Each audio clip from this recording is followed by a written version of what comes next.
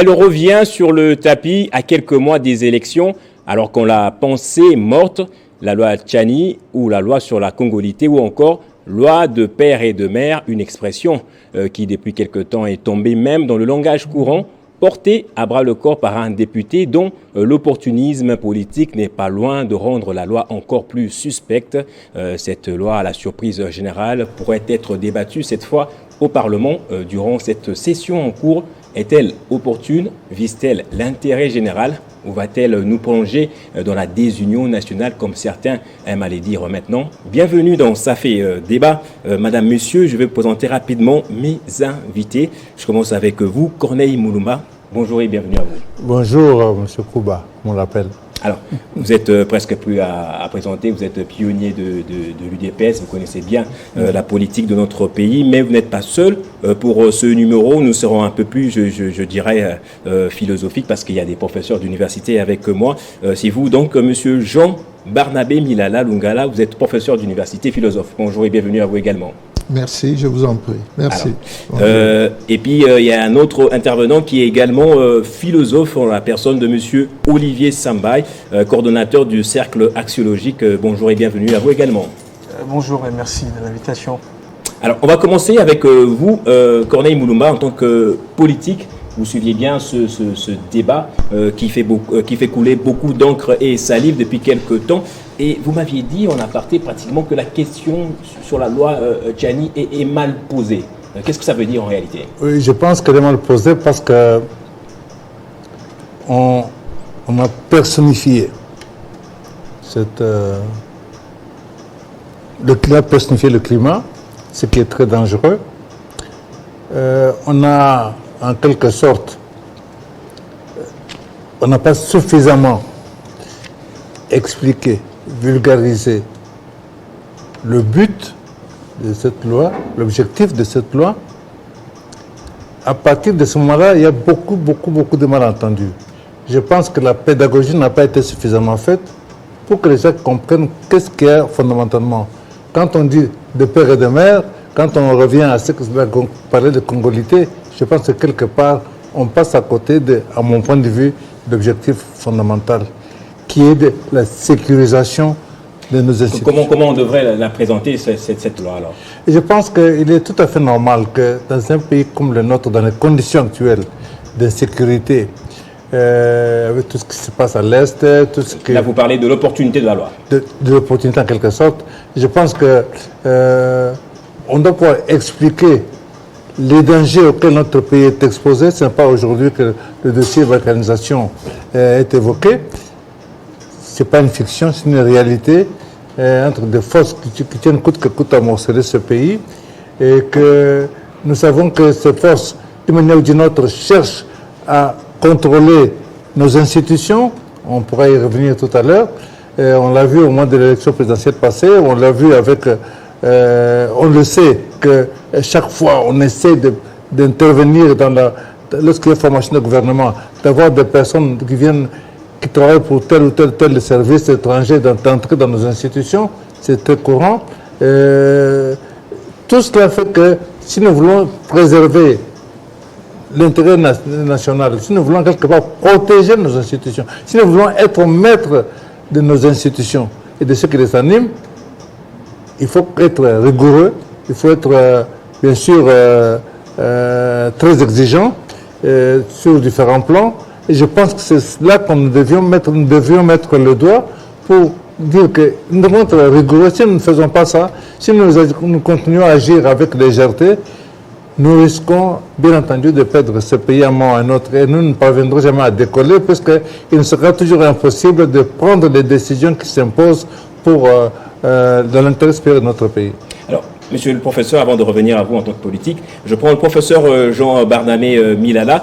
On a vu presque tous les secteurs de la vie nationale intervenir dans ce débat. Il y a les juristes, il y a l'Église même, Ambongo est contre, notamment Monseigneur Chollet est contre cette loi, qu'on estime que c'est une loi ségrégationniste avec tous les attributs et épithètes possibles. On a très peu vu des gens comme vous, des philosophes, on sait que la question de la nationalité est fondamentale dans la philosophie politique notamment. Alors, vous pensez que cette loi serait opportune en ce moment-ci? Et quand vous réfléchissez, vous essayez de vous projeter dans le futur, cette loi va porter quel germe en réalité? Mais justement, toutes les parties prenantes doivent discuter de l'opportunité, justement. Ce qui fait qu'il y ait des clergés, les gens qui viennent de partout, les professeurs qui vont... On va essayer de cadrer la question d'un point de vue strictement théorique. Parce que il faut se poser des questions. Est-ce que c'est une loi juste ou injuste? Est-ce que le contexte actuel permet-il à ce qu'on modifie par rapport à la grande menace qui vécue, notamment la guerre de l'Est, pour avoir des personnes ayant un profil capable de nous protéger? Mais c'est opportun. Parce que vous connaissez Bisengimana notamment. Du contexte sécuritaire, c'est ça, vous dites? Mais justement, pas seulement tel que on canarde les gens, on les dépièce, on les découpe, etc. C'est quand même assez tragique. Donc, par rapport à l'expérience historique que nous avons, assez inédite, par rapport au contexte même, notamment des gens qui veulent prendre de nos richesses, etc. Donc, il y a là un vrai problème. Est-ce que par rapport au contexte tel que ça se pose maintenant avec Acuité, est-ce qu'il ne faudrait-il pas qu'on ait quelqu'un qui ait le profil et donc capable de protéger la nation? La question est totalement pertinente, mais au point de départ, c'est d'abord une question normative. C'est-à-dire, est-ce qu'on peut avoir les normes d'action, mais qui prennent en compte tous les aspects? C'est pourquoi il faut, comme je l'ai dit avant, les clergés, les scientifiques, les politiques, ceux de la société civile, etc. etc. Donc, il faut un vrai débat, donner la vraie signification de ce que l'on veut. Est-ce qu'il faut qu'on arrive à un consensus ou qu'on arrive à un accord politique? Parce que le plus important, il ne faut pas oublier, en politique, c'est les marchandages politiques. C'est la force politique qui compte. Donc ce n'est pas pour des beaux yeux que nous allons avoir tout simplement des arguments qui comptent. Il n'y a pas que les arguments, il y a la force de l'argument, c'est-à-dire le poids politique des institutions. Et si ils trouvent que ça va dans leur intérêt, mais ils vont pouvoir le faire, il n'y a pas de problème.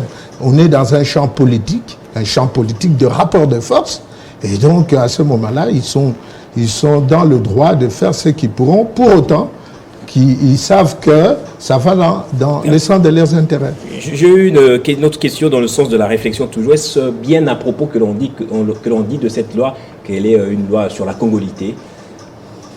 Oui, je crois, parce que elle réduit le tout au niveau de père et de la mère. Je crois que c'est tout à fait cela. C'est tout à fait cela. Donc, c'est comment être vrai Congolais? Mais c'est là justement la question. Est-ce que, tel que dispose la loi, faut-il qu'un des parents, tout simplement, soit congolais pour qu'on soit candidat président de la République? Est-ce qu'il faut-il renforcer? C'est là la question. Moi, justement, je soutiens, pour être clair, le contexte actuel et la menace, la grande menace que nous avons, demande à ce qu'on ait des personnalités ayant un profil capable de nous protéger. On parle notamment des infiltrations, etc. Mais justement, il faut éviter les infiltrations. Nous avons des cas paradigmatiques de Bisengimana, qui a été directeur de cabinet du président Mobutu pendant une dizaine d'années, et nous savons ce qu'il a fait. Donc, il ne faut pas que, historiquement, ces choses-là se répètent, parce qu'on a des cas de cas. On vous rétorquera en disant que ce sont les Congolais de père et de mère qui ont permis à ceux que des étrangers viennent occuper de hautes fonctions dans notre pays. Que répondriez-vous à cela? Alors là, c'est justement, il faut que les gens soient ensemble pour sécuriser dorénavant. La loi sera suffisante, mais est nécessaire, mais ne sera pas suffisante. Il faudra que sociologiquement, on ajoute d'autres mécanismes pour renforcer. Absolument pour renforcer. Pour que, vous savez, les Congolais eux-mêmes ont détruit leur pays. Mais il faut que, du point de vue normatif, c'est-à-dire du point de vue de l'éthique, déontologique, c'est cela une éthique déontologique. C'est-à-dire trouver des mécanismes qui renforcent au-delà de normes. pour qu'on soit sécurisé dorénavant, que les Congolais ne continuent pas à s'aventurer avec leur pays. Merci, monsieur le professeur Olivier Sambaï. Vous êtes philosophe également, coordonnateur du cercle axiologique, comme quoi vous mettez beaucoup plus l'accent sur la vertu. Le professeur a dit, est-ce une loi juste? Pensez-vous que c'est une loi juste, cette loi-ci, au regard de plusieurs menaces de division qui sont brandies des part et d'autre par des communautés, au regard également de notre discours qui dirait que c'est une loi électoraliste qui vise à barrer la route à un candidat potentiel? Merci. Moi, j'aborderai dans ce sens qu'il faut analyser profondément la situation et faire très attention. La gestion de la chose publique, je reviens sur ça. Le chef de département est là, il le sait et nous le savons, que la formalisation de la chose publique, c'est quelque chose de très important. La société a été formalisée par la philosophie. C'est la philosophie qui a engendré les sciences politiques. Alors, lorsque nous parlons de la politique, ce ne sont pas des passions, ce ne sont pas des intentions personnelles qui doivent en principe animer le fonctionnement de la société. Vous pensez que c'est un débat passionné? Il est impérieux que les idées claires et distinctes gouvernent la nation. La philosophie a postulé que la justesse ainsi que la prospérité d'une société est basée sur des idées claires et distinctes. Lorsque il est déclaré par les grands philosophes grecs occidentaux, Platon, pour que la société soit juste et prospère, il faudra que les philosophes soient rois ou que les rois soient philosophes. Cela sous-entend que des idées claires et distinctes qui définissent les bons fonctionnements de la chose publique doivent être au sommet de l'État. La loi Tchani, il faut analyser profondément. Lorsqu'on gère la société, ce n'est pas seulement la subjectivité des passions ou les intentions personnelles, mais il faut faire recours aux dispositions scientifiques. Faisons un peu recours à la psychologie sociale. Comment cette loi est perçue aujourd'hui au sein de la société? Quelles sont les interprétations? De manière diversifiée, ça part dans tous les sens. Ouais. Quel est le taux d'alphabétisation de la population congolaise pour que cette loi soit bien comprise à la lettre? Parce que le danger est là. Vous savez, il aurait fallu qu'on fasse un très bon casting avant de proposer cette loi. Comment détecter aujourd'hui qu'un Congolais l'est de père et de mère? Comment détecter aujourd'hui qu'un Congolais l'est de père et non seulement de la mère? Parce que la gestion de l'État n'est même pas formalisée, dans ce sens que nous n'avons même pas de données démographiques. Un Centrafricain peut s'infiltrer ici au pays et prétendre être de père et de mère. Il est centrafricain parce qu'il aura fait 10 années. Voilà, il y aura enrôlement, il se présente, il dit voilà, j'ai passé 10 ans en Europe, je ne me suis jamais fait enrôler. Il bénéficie de la carte d'électeur qui fait office de la carte d'identité. Il se renseigne, quelle tribu, quel État, il présente les noms de ses parents. Et s'il a le faciès commun ici, la morphologie, on lui attribuerait la nationalité congolaise. On lui attribuera à ce moment la nationalité congolaise. Si je peux vous renchérir, pourtant, s'il y a un autre Congolais de l'Est, notamment qui a un patronyme à consonance étrangère, notamment ceux qui sont... On risquerait de les qualifier d'étrangers pour tous un Congolais. Et pourtant, c'est un Congolais. C'est justement ça le point de départ. Donc, cette loi ne viendra pas résoudre les problèmes tels que présentés. Par contre, ça serait peut-être mettre de l'huile au feu.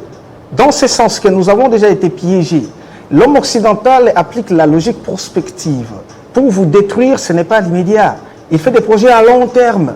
20 ans, 25 ans, il est patient, il attend le moment opportun pour qu'il puisse bénéficier des résultats de ses attentes. La constitution que nous avons aujourd'hui, c'était une constitution qui a alimenté les pays à la balkanisation, dans ce sens que c'est une sorte de provincialisme qui était mis en place. Les gouverneurs sont nommés. Pour être député provincial, il faut être originaire. Je ne peux pas, moi, me présenter au Maniema comme candidat député provincial. Personne ne va m'accepter là-bas. Et on dira non, il n'est pas de chez nous. Nous ne les connaissons pas. Et voilà, aujourd'hui, le tribalisme est en train de refaire surface. On perd l'unité nationale. Simplement parce que On veut que chacun reste chez soi comme gouverneur, cette loi peut comme renforcer député le tribalisme, national. hein? Ça Dans va quelle mesure, renforcer oui. davantage dans ce sens que moi, je suis dans la psychologie sociale d'abord, sans évoquer d'autres dispositions scientifiques.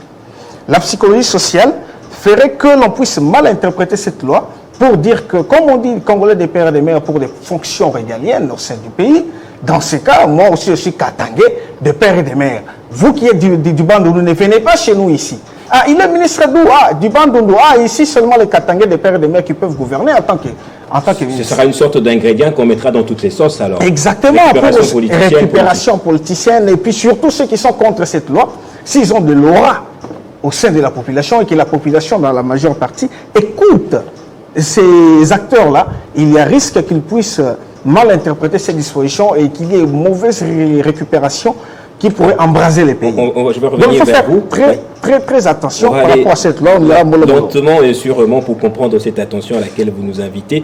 Corneille Moulumba, vous avez été ici, vous avez joué un rôle de premier plan en tant que politique, justement à l'époque de la zaïanisation. C'est un peu similaire si on parle de la congolité, c'est un peu cela aussi, la zaïanisation.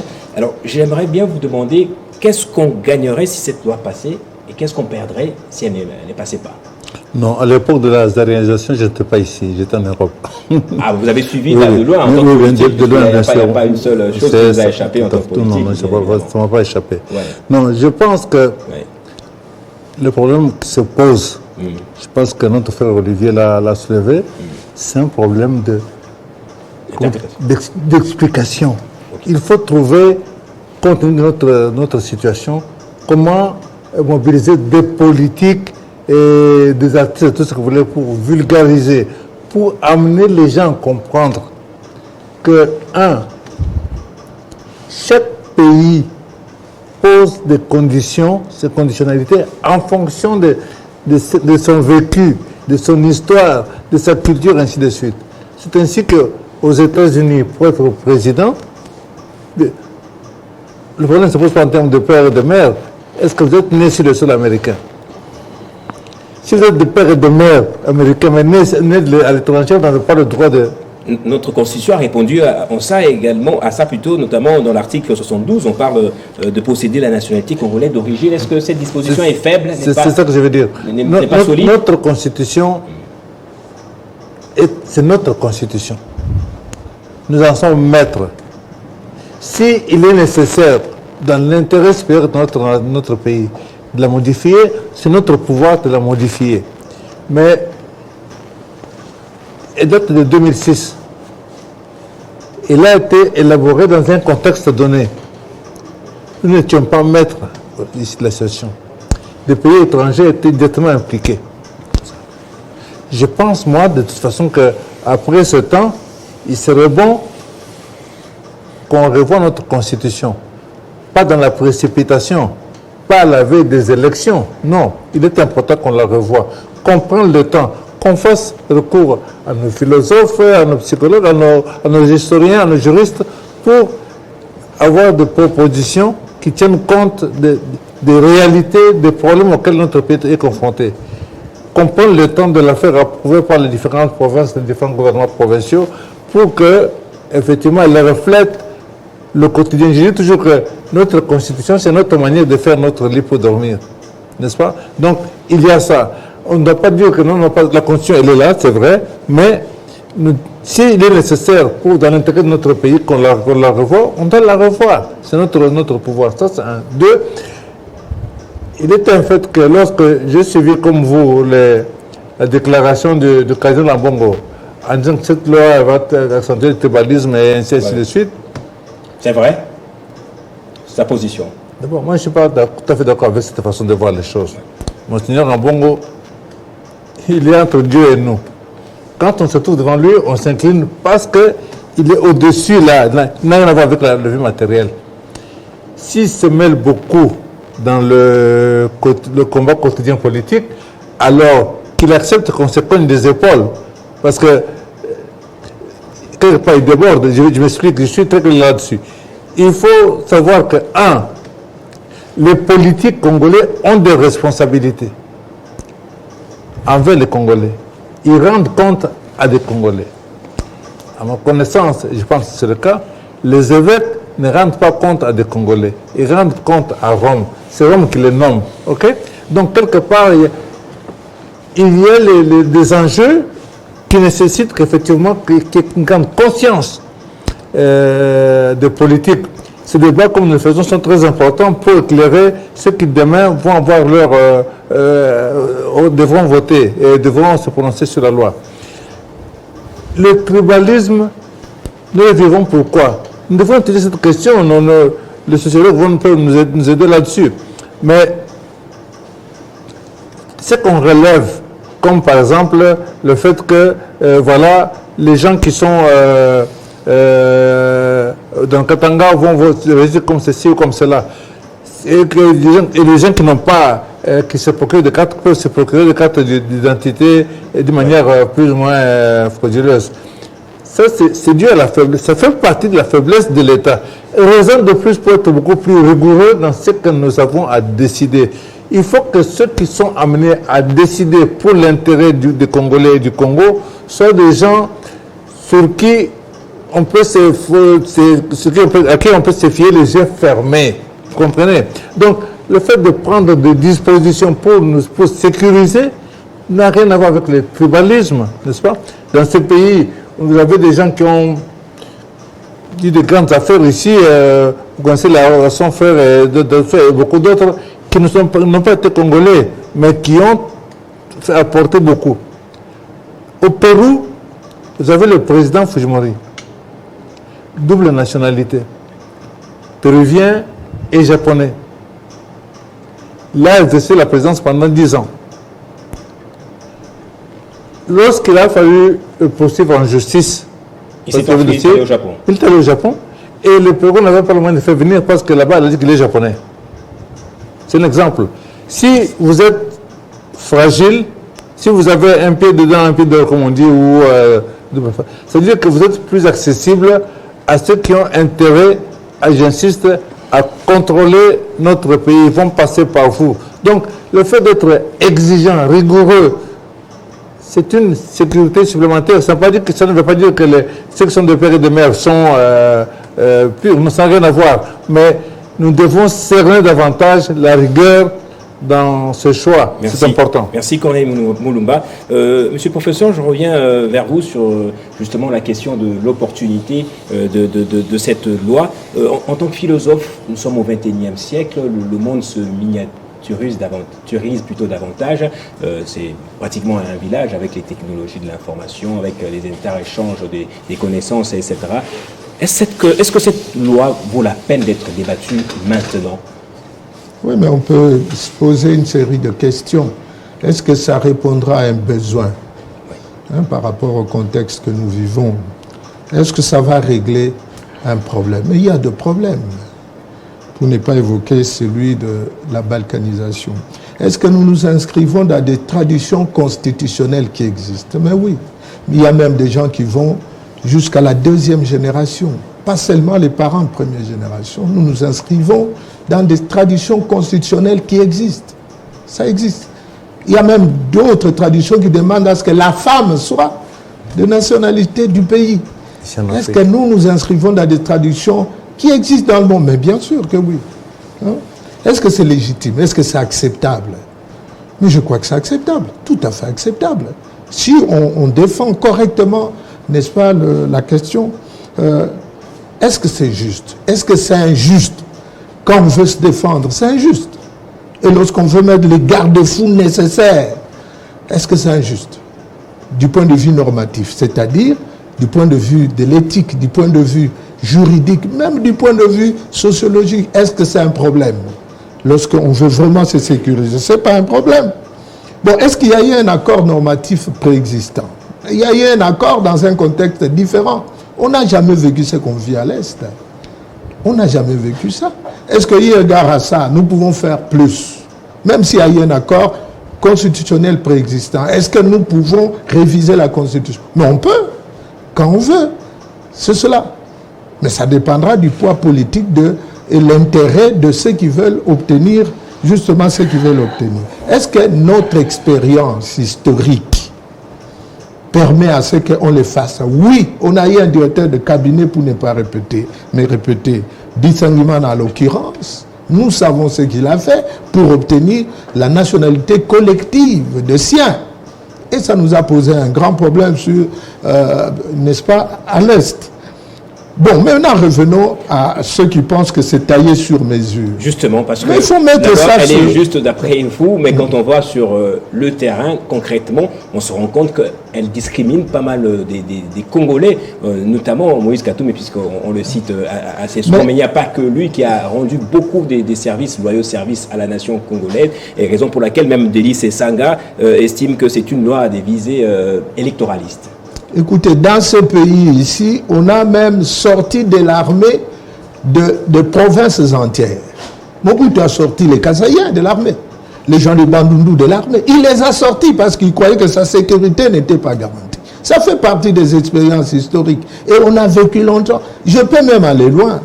Après la mort de Bolozi et de Lito, qui étaient de personnalités titulaires par rapport à... qui avaient une ascendance sur Mobutu, nous avons eu la grande dispute entre les Ngwandi Métis et les Ngwandi Noirs. C'est-à-dire Vundwawe et Mbanda. Et de l'autre côté, c'était Seti et Kengo.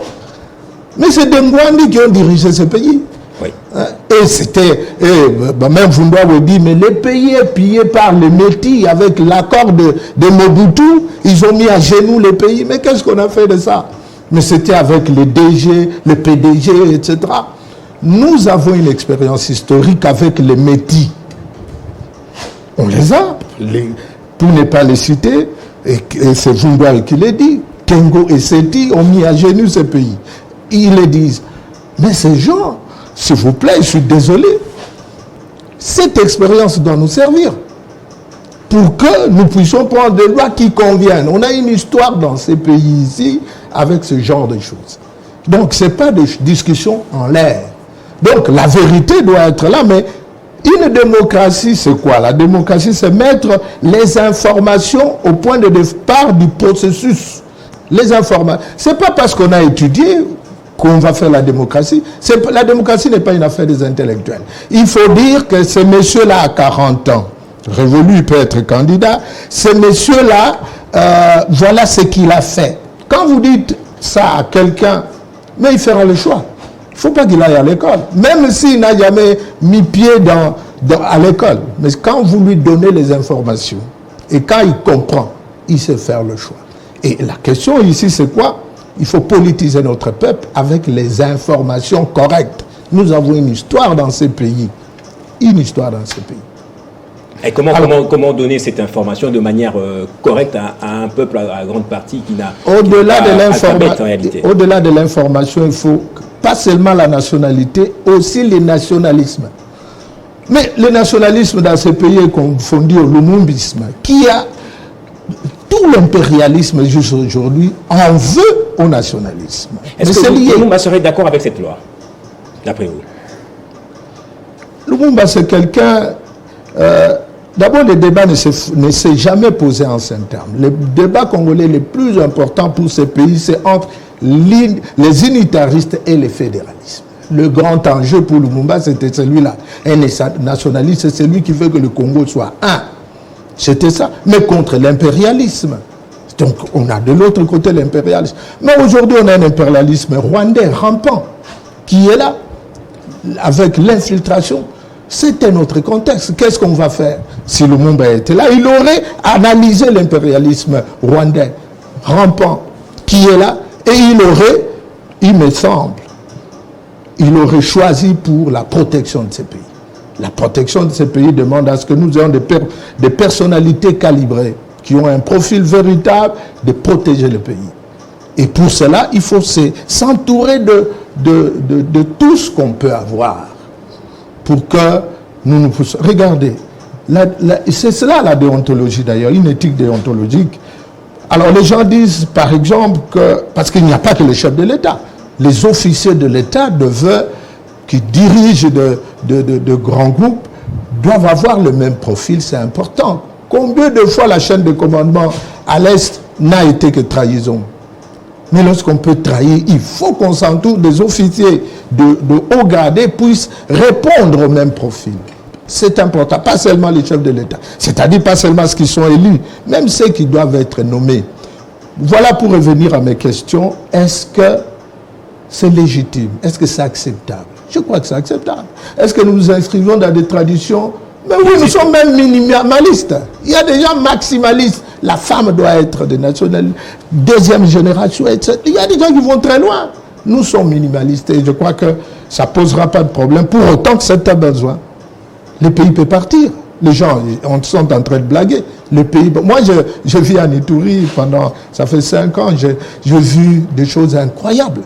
Incroyables. Donc, peut-être que les gens voient ça de l'ouest, de très loin. Nous qui sommes là sur place à Ituri, à Bunia par exemple, mais c'est coupé depuis longtemps entre Mambasa et Bunia, mais ça fait 200 km, on y allait en voiture, on revenait, on ne peut plus y aller, c'est impossible. C'est des villages entiers qui se sont délocalisés. Mais les gens en parlent de loin. Ces pays-là, il faut les protéger. Et Merci. Par tous les moyens. Merci beaucoup, monsieur le professeur. Olivier Sambaï, vous militez depuis un bon bout de temps déjà pour une reconstruction logique de notre société, la société congolaise. Vous aviez évoqué récemment aussi les fondamentaux qu'il faut pour avoir un État-nation. Vous allez revenir sur ça également. Réduire la question du nationalisme au fait d'être né de père et de mère, n'est-elle pas encore plus réducteur encore sur cette question-là? Mon approche est purement scientifique. J'ai évoqué la psychologie sociale.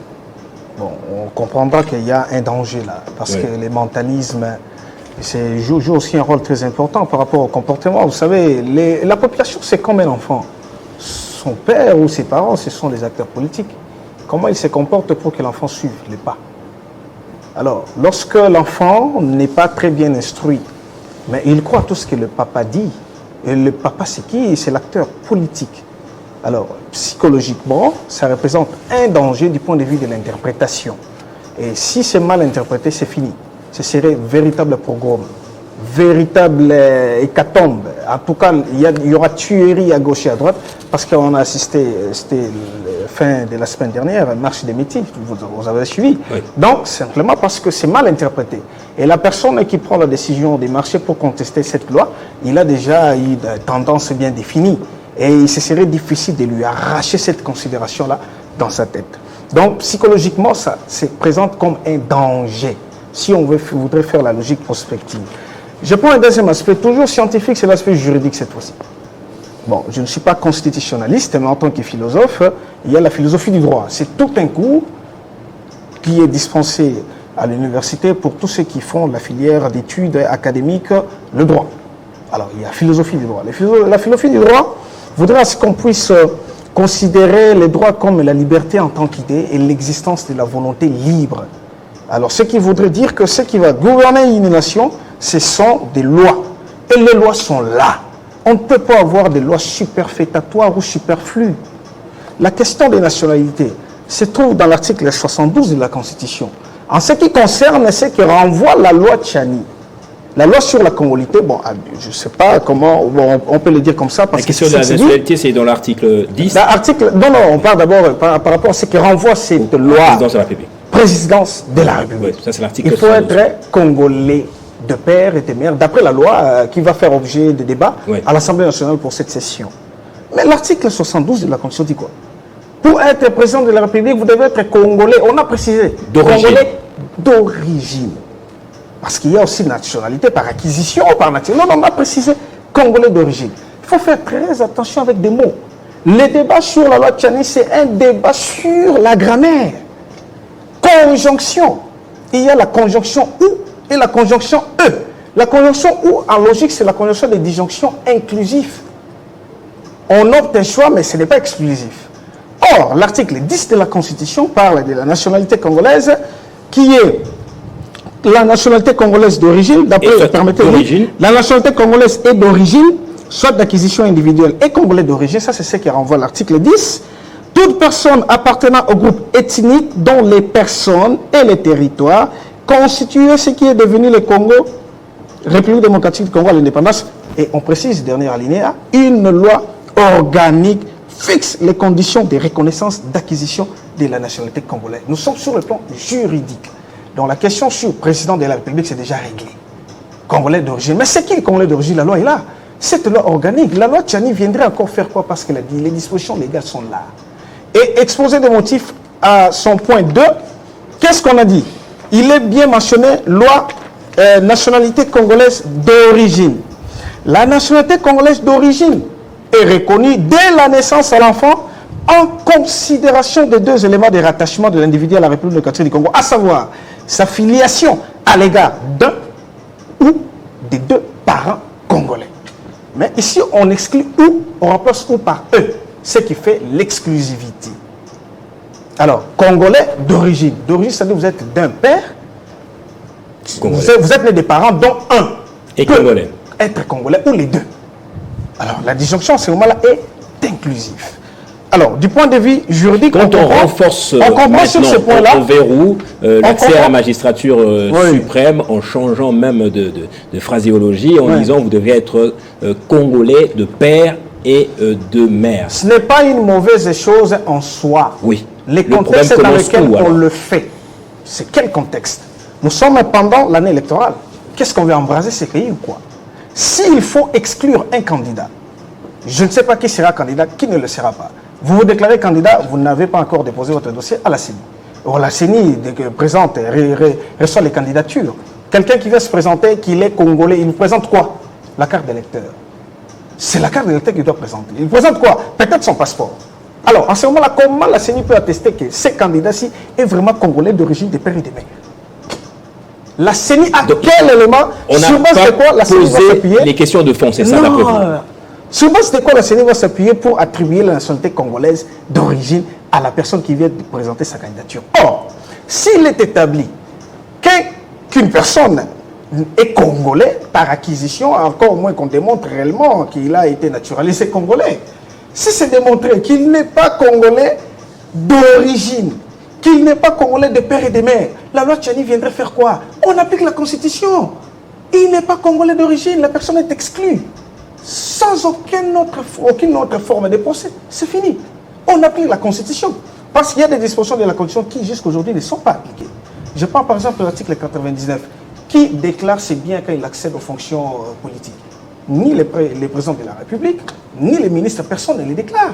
Ça n'a jamais été appliqué. Donc, sur le plan juridique, il faut qu'on soit strict. Appliquons strictement les dispositions légales. On n'aura pas besoin d'une loi superflue. Alors, pour terminer par rapport à cette question, je renvoie, on ne parlera pas congolité, à quoi renvoie cette loi que je considère de superflu parce que tout est réglé? Président de la République ou les fonctions régaliennes, hautes fonctions du pays. Oh, mais ce ne sont pas des fonctions électives. Ce sont des fonctions nominatives. Et qui nomment? Et c'est par ordonnance, les chefs de l'État qui nomment les généraux. Qui leur donne des fonctions? C'est le chef de l'État, c'est réglé dans la Constitution. Un Congolais d'origine. Non, je parle qui nomme. Le président de la République est un Congolais d'origine. Congolais d'origine. Oui. Mais d'un père ou de la mère. Voilà, ce n'est pas un problème. Là, vous êtes Congolais d'origine, regardez la loi. Donc, le fait de dire père, mère, ce n'est pas résoudre les vrais problèmes du Congo. Les vrais problèmes du Congo ne se résident pas par des vrais et des faux Congolais. Je reviens tout petit peu, accordez-moi 30 secondes, à la considération psychologique. Ça fera en sorte qu'au Congo, nous ayons deux catégories, des vrais et des faux Congolais. Et vous savez comment des faux Congolais seront traités? Ils seront marginalisés, ils seront réduits, ils n'auront plus le sentiment d'appartenance. Parce que le nationalisme et le patriotisme n'est pas une exclusivité aux originaires. Aux États-Unis d'Amérique, il y a des militaires d'origine congolais. J'en connais beaucoup. Je connais personnellement des Marines américains qui ont étudié à Canada. Ils sont là-bas. Vous avez répondu à ma question. Ils ont le sentiment d'appartenance, ils ont le patriotisme et le nationalisme.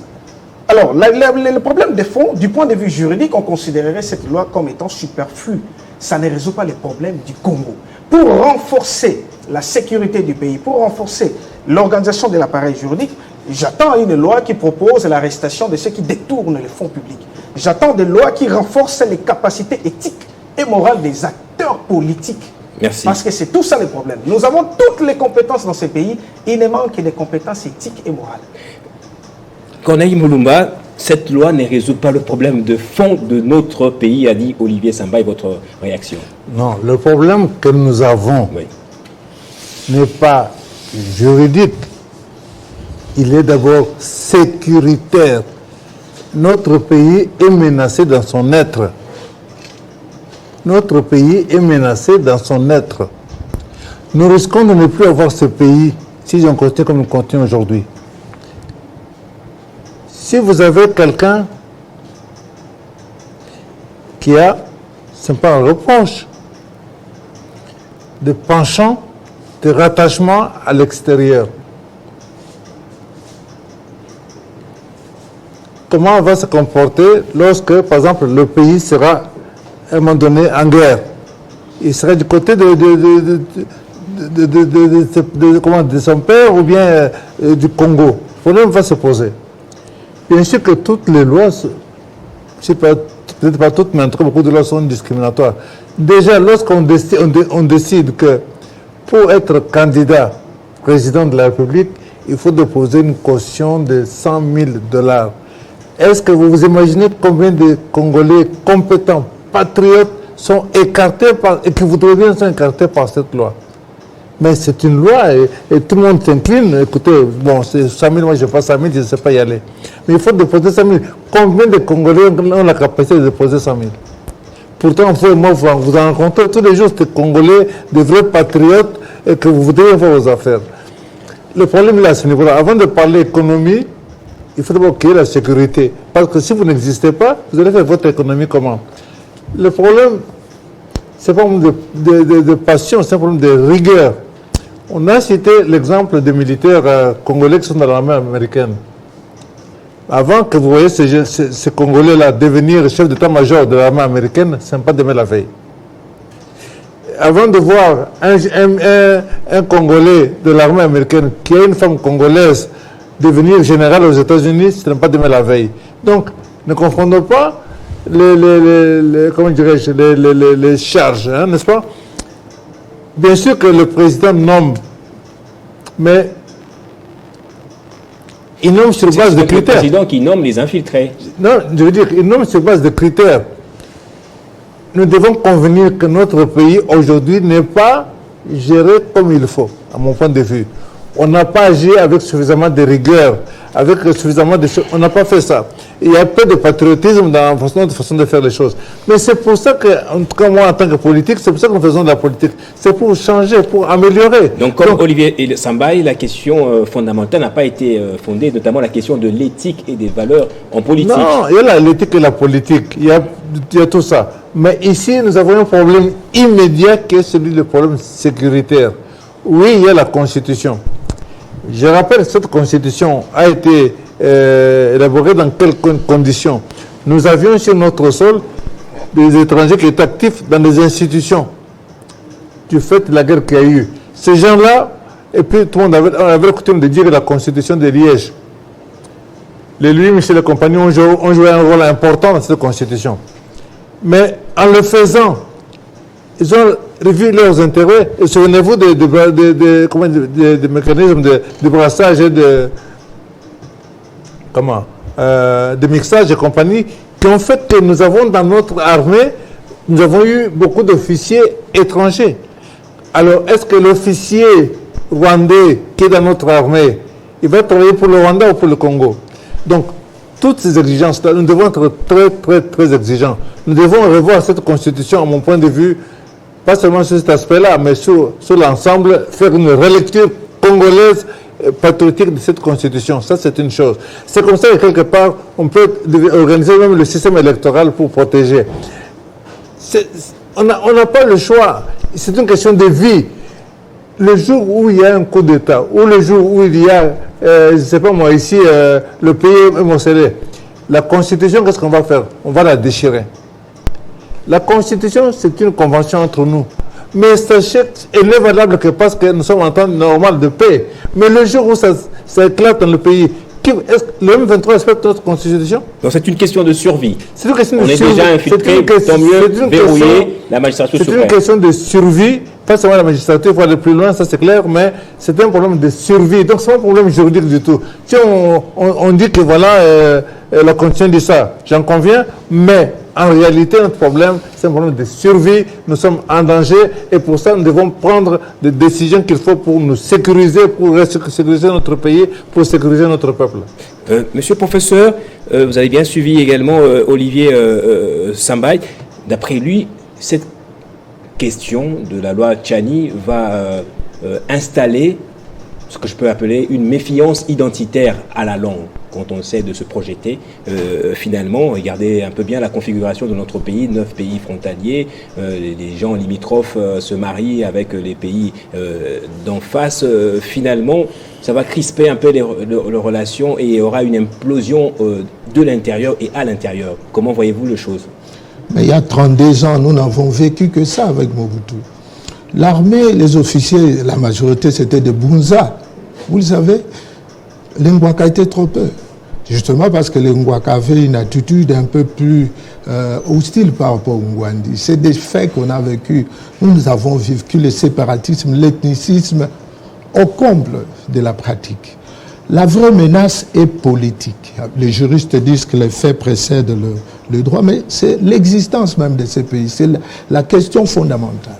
L'existence du Congo comme Congo. C'est ça le grand problème. Alors, pour cela, il faut que l'on prenne en compte l'ensemble d'arsenal théorique que nous avons, en commençant par les traités, accords internationaux. Il faut qu'on ait quelqu'un qui soit capable de tirer de ressources des traités, accords internationaux. Mais après ça, nous avons les lois référendaires. Mais lorsque ça ne va pas, nous avons deux façons de réviser la Constitution, soit de façon originaire, soit de façon dérivée. Si cette Constitution ne prévoit pas à l'intérieur des mécanismes de révision, mais nous la révision avec une constituante qu'on va mettre en place qui va les faire de facto de façon originaire. C'est cela. Et après, nous avons la Constitution telle qu'elle est. Après la Constitution, nous avons les lois ordinaires, et puis viendront les arrêtés, etc. Ce que j'aimerais dire, c'est quoi? Il faut que sur le plan normatif, nous puissions tirer profit de l'ensemble des mécanismes que nous avons pour nous protéger. S'il faut le faire avec les traités, accords internationaux, il faut le faire. Absolument, il faut le faire. Et s'il faut le faire avec les lois référendaires, c'est-à-dire soumettre une nouvelle constitution, parce que celle-là ne prévoit pas de mécanisme de sa révision. Mais nous allons le faire. Nous ne sommes limités par personne. La seule limite, c'est quoi? Lorsque nous ne sommes pas capables de protéger l'existence de ces pays. C'est un fait politique majeur. Quand ce fait politique est là, comme l'a dit M. Corneille, mais c'est fini. La loi, même fondamentale, on n'en aura plus besoin. Est-ce que l'existence du pays est menacée par le fait de gouvernance ou par le fait de personnes et de leur identité? La balkanisation. Et il faut quelqu'un qui soit capable de combattre la balkanisation sincèrement. Et la gouvernance dans tout ça? L'éthique, les valeurs dont parle Olivier? C'est cela la gouvernance. La gouvernance, c'est quoi? La gouvernance, c'est que les parties prenantes font tout pour avoir un accord de stabilité pour que le pays soit gouverné. Parce que si le pays est ingouvernable, parce que ce n'est pas stable, mais c'est l'effet des acteurs politiques, par exemple. Il faut que les acteurs politiques aient un accord minimum, un consensus minimum sur l'existence de ces pays. Je suis parfois très étonné de voir que beaucoup de grands politiciens ne parlent pas, ne prennent pas parole et ne font pas de déclarations sur ce que nous vivons à l'Est, des tueries journalières. Mais on sent que derrière, c'est le ventre, c'est des intérêts individuels. L'intérêt collectif va dicter à ce qu'il y ait un accord minimum sur l'existence de ces pays en tant que nation. Et les vrais politiciens mettront leurs intérêts particuliers en sourdine pour que, ensemble, qu'il y ait un grand accord pour que ces pays existent, c'est-à-dire qu'ils ne soient pas balkanisés en Congo utile et Congo inutile. On fait de l'Équateur un Congo inutile. On fait de la Chopo un Congo inutile. On fait du Katanga le Congo utile, on fait du Kasaï le Congo utile. Il faut que ce genre de vocabulaire cesse. Nous devons être ensemble, faire la péréquation, mais le point de départ, c'est la protection de notre pays en tant que nation. Merci. En tant que volonté de vivre ensemble. Merci, monsieur le professeur. Olivier Sambaï, j'ai bien compris en vous lisant en filigrane que vous n'êtes pas pour cette loi. Vous l'estimez inopportune. Mais quand j'ai lu les commentaires des Congolais dans les émissions où on débat sur cette question, il y a beaucoup de gens, j'imagine comme ça, qui sont pour cette loi. beaucoup de Congolais, en tout cas, même les peu de personnes que je rencontre dans les débats, dans les discussions, ils voient cette menace de l'infiltration du pays, la menace de la balkanisation, etc. Alors, pensez-vous que c'est un problème de psychologie sociale toujours? Oui, exactement. La psychologie sociale, il y a population enfant, politique comme parents. Oui. Analysez profondément tous ceux qui sont pour ou contre cette loi. Surtout ceux qui sont contre. C'est par intérêt politique. C'est parce qu'ils soutiennent quelqu'un. C'est parce qu'ils soutiennent quelqu'un qui voudrait être candidat président de la République et qui se verrait exclu à cause de cette loi. Ce sont ces personnes-là qui vont crier, qui vont parler. Non, nous ne voulons pas de cela. C'est pour un intérêt particulier. Ceux qui sont pour cette loi, peut-être ce serait aussi pour un intérêt particulier, mais qui serait toujours politique. Besoin de chercher comment positionner. Je pourrais revenir sur l'autosécurisation du pays. Ça ne peut pas passer automatiquement par la mise en place d'une loi qui attribue la possibilité d'accéder à des fonctions supérieures seulement aux Congolais des pères et des mères. Non, ça c'est pas ça le problème. Parce que nous avons quelqu'un qui n'était pas Congolais des pères et des mères, d'après les sources concordantes et vérifications, Mamadou Ndala, colonel. C'est lui qui a mené l'opération Pomme Rouge. Nous sommes en 2013. Il avait terminé cette guerre de l'Est. Mamadou, d'heureuse mémoire, que son âme repose en paix. Était-il Congolais de père et de mère? Je dirais non. Mais il a été malheureusement assassiné. Nous sommes en janvier 2014. Pas Congolais de père et de mère. Nous avons des Congolais de père et de mère au sein de l'armée qui ont alimenté la rébellion en achetant des armes, en facilitant, étant en fonction, facilitant les armes, l'achat, transitant non pas pour l'armée congolaise, mais pour les rebelles. Congolais des pères et des mères. Alors, au sein de l'armée. Le problème se trouve où alors? C'est pas ça le problème.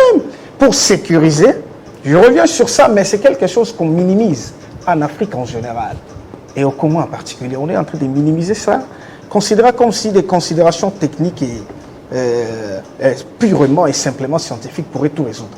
Nous avons un sérieux problème, je reviens sur ça, problème éthique. Et quand on parle des valeurs, nous avons des valeurs républicaines. Est-ce que tous ceux qui sont dans des hautes fonctions au sein du pays ont des valeurs républicaines en propre? Les nationalismes et les patriotismes. N'allons pas très loin. Nous parlons des lois des pères et des mères. Mais si le pays aujourd'hui reconnaît un retard de développement, c'est à cause des pères et des mères des Congolais qui détournent, qui versent dans la corruption à grande échelle. Regardez tous les rapports de l'IGF. C'est catastrophique. Ce sont des Congolais, des pères et des mères. Voilà. Alors que le problème ne devait pas être celui-là pour sécuriser ces pays, pour accorder les conforts, pour rendre ces pays justes et prospères. Le problème devait être la mise en place de la justice comme équité. Vous avez la justice distributive, vous avez la justice surtout rétributive. Qu'on condamne ceux qui détournent. Moi, j'attends une loi qui propose à ce qu'on condamne de 5 ans de prison toute personne qui détourne. 5 ans de prison avec 5 ans d'interdiction d'exercer la fonction justice publique. transitionnelle également. Après l'appurement de la peine et aussi la confiscation de tous les biens mal acquis pendant cette fonction en application stricte de l'article 99 de la Constitution. Peut-être l'une des dernières questions que je vous pose. Lorsque Paul Kagame, le président rwandais, qui a des visées hégémoniques tournées vers notre pays, nous regarde en train de nous débattre autour de cette question, d'après vous, qu'est-ce qui s'est dit? Ça lui avantage ou non? Bon, il a ses vous réfléchissez intérêts. comme ça d'emblée. Le problème qui le concerne ne me concerne pas. Il a raison de réfléchir ou de faire tout ce qu'il peut, parce que d'autant plus que cette loi est proposée par un Congolais de père et de mère. Ça ne porte pas Kagame. Il n'a rien à foutre là-dessus. Aussi, faudra-t-il savoir, posons la question. Tous les militaires sont recrutés. Il y a conditions, non? Il faut définir les conditions pour être recruté militaire ou policier. Il faut être Congolais d'origine. On peut souligner des pères et des mères. Mais comment c'est fait que... Comment est-ce qu'arrive-t-on à dire que notre armée est infiltrée? Certes, on a parlé de brassage, on a parlé de mixage. Mais si brassage, si mixage il y a, ce qui veut dire qu'on connaît qui est Congolais, qui ne l'est pas. Identifions-les, mettons-les de côté. C'est pourquoi je parle de la formalisation de la société. Nous n'avons pas de base de données. Sur base de quoi on va détecter qui est congolais, qui ne l'est pas. Est-ce que la DGM peut nous fournir la liste de tous ceux qui ne sont pas congolais, des étrangers au pays? Qui sont noirs, qui ne sont pas métis? On dirait quoi de tous les métis? Parce qu'ils sont congolais à moitié. Et ça va susciter ce que vous savez. Les profs l'ont évoqué, les Mwandi métis et les Mwandi noirs. Ils sont congolais, mais voilà déjà ce qui s'est posé. Merci. Vrai et faux congolais. On risquerait de tomber encore sur ça avec des conséquences un peu beaucoup plus graves. Alors on va faire le dernier tour de la table.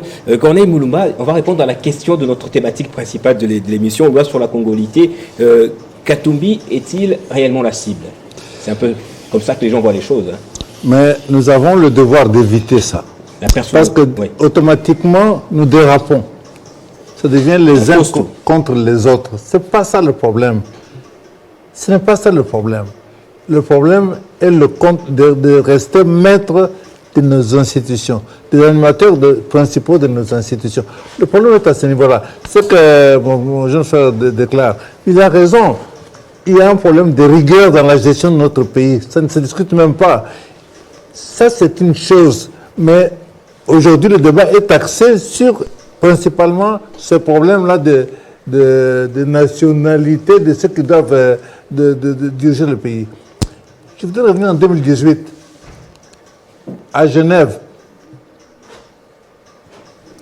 On organise une réunion par les Occidentaux pour désigner le candidat de l'opposition congolaise à l'élection présidentielle.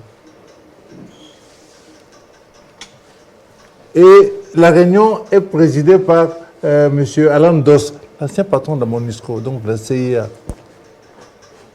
Voilà que ces gens se préoccupent de désigner quelqu'un qui puisse être leur marionnette quelque part. Et vous avez vu beaucoup de leaders politiques congolais se rendre à Genève et participer à cette réunion là-bas. Quand ils sont partis de là, certains sont allés à Nairobi. Nairobi, c'est aussi la CIA, donc ce n'est pas autre chose. S'ils se préoccupent tant de contrôler les commandes du Congo, particulièrement celui qui a la signature d'engager le Congo, ce n'est pas pour rien. Donc, si nous voulons nous libérer, nous devons être très, très, très rigoureux dans le choix de ceux qui doivent animer les institutions. Aujourd'hui, vous avez par exemple, notre pays est entré dans l'EAC. Il n'y a pas eu de débat au Parlement. Normalement, un Parlement normal, comme ils sont entrés là, cette question devait être remise sur la table. Parce que, d'abord, c'est important, on ne devait pas le faire pendant que le Parlement est en congé. Par la suite, les troupes de l'EAC entrent sur notre territoire sans qu'il y ait débat à notre Parlement. Vous avez vu que l'Angola, donc le Parlement angolais, a dû donner l'autorisation pour que les 1000 soldats angolais là puissent aller là-bas. Donc, je veux dire que le problème, évitons, et je pense malheureusement, vous avez raison, que les différentes déclarations, y compris celles de Cholet ou de Monseigneur de Cardinal, et le reste, ça correspond à un combat, si vous voulez, d'individus. Si nous dépersonnalisons ce combat, ce débat-là, je pense que les gens peuvent comprendre qu'il y va de notre survie en tant que nation. Monsieur le professeur, votre dernier mot, est-ce qu'on a trop individualisé ou personnalisé le débat?